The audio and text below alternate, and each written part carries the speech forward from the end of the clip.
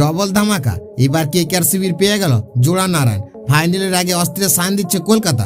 বন্ধুরা, আপনারা যদি দেখতে চান তাহলে ভিডিও লাস্ট অবধি দেখতে হবে, চ্যানেলটা সাবস্ক্রাইব করতে হবে, লাইক দেবে এবং নোটিফিকেশন বেল আইকন দাবাতে হবে।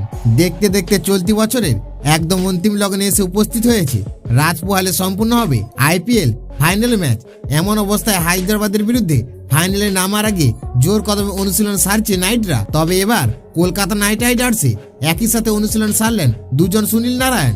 মূলত অনুশীলনের পর্বে আসল নারায়ণের সাথে দেখা গেল নকল জনকেও, যেখানে কেকেআর অধিনায়ক শ্রেয়াস আয়ার বল করলেন সুনীল নারায়ণকে নকল করে। এই প্রসঙ্গে জানিয়ে রাখি যে ফাইনাল ম্যাচটি অনুষ্ঠিত হবে চেন্নাইয়ের চিপক, সেখানকার পিচ হলো স্পিন সয়ার।